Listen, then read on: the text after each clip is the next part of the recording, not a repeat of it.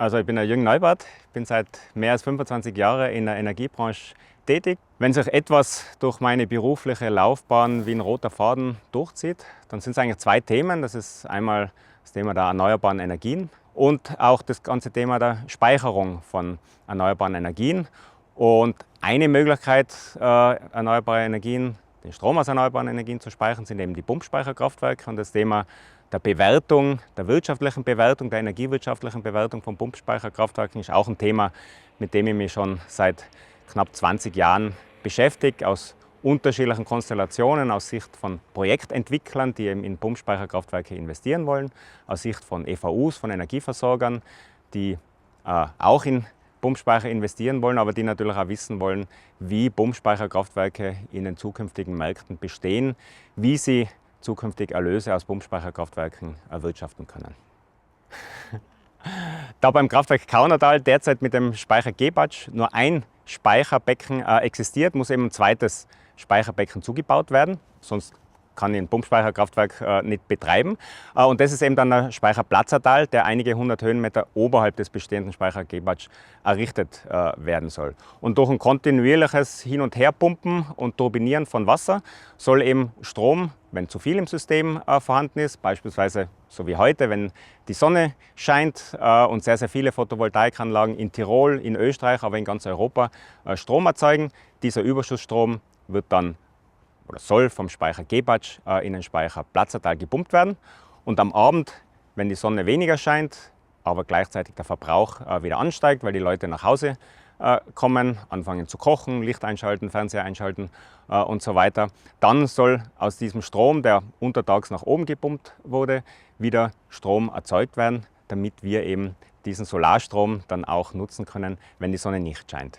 Und das ist im Grunde ganz ein typisches Pumpspeicherkraftwerk und war jahrelang oder jahrzehntelang im Grunde die einzige großtechnisch verfügbare Technologie, um Strom zwischenspeichern zu können.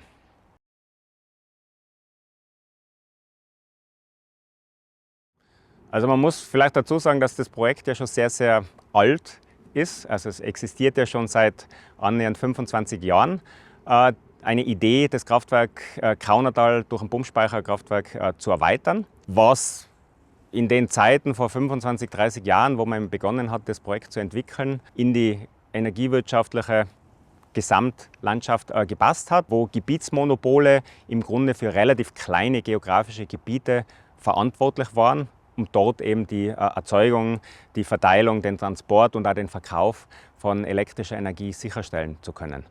Das heißt, man ist eigentlich aus einer Zeit gekommen, wo saisonale Speicher durchaus ihre energiewirtschaftliche Berechtigung gehabt haben.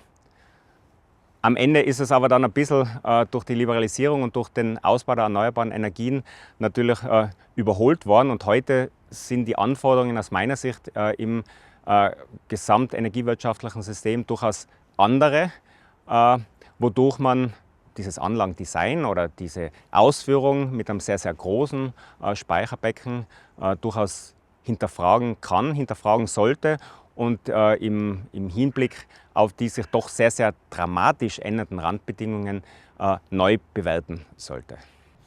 Ein wichtiger Punkt, der in der Diskussion aus meiner Sicht auch gerne vernachlässigt wird, ist, dass es hier ja nicht um einen reinen Saisonspeicher wie Gebatsch sich handelt, sondern dass das Ganze ja ein Pumpspeicherkraftwerk wird.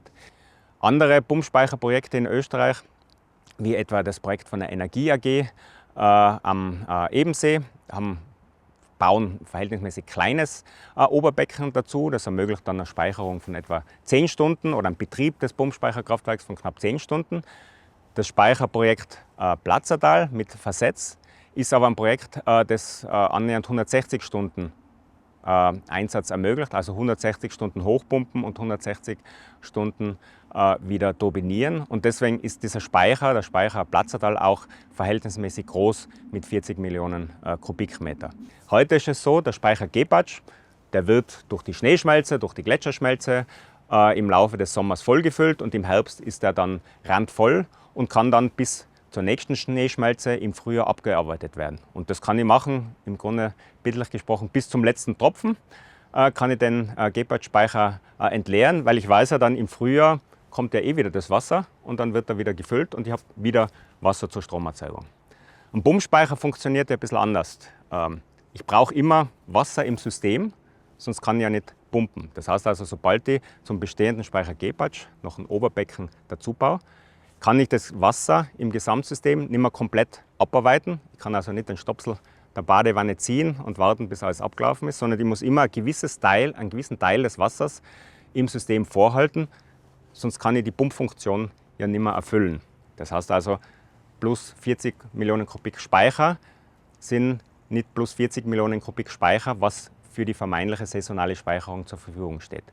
Umgekehrt ist es natürlich auch so, dass ich im Sommer die Speicher nicht komplett füllen kann. Wenn also Gebhardt und Platzertal komplett bis zum Rand voll wären, kann ich ja auch nicht pumpen. Und damit ist dieser vermeintliche saisonale Effekt in der Realität natürlich viel geringer, als er erstmal am Papier dargestellt wird, weil diese 40 Millionen Kubik an zusätzlichem Speichervolumen faktisch nicht zur Verfügung stehen. Ich brauche ein bisschen Luft im System, um pumpen zu können, und ich brauche immer ein bisschen Wasser im System, um auch pumpen zu können.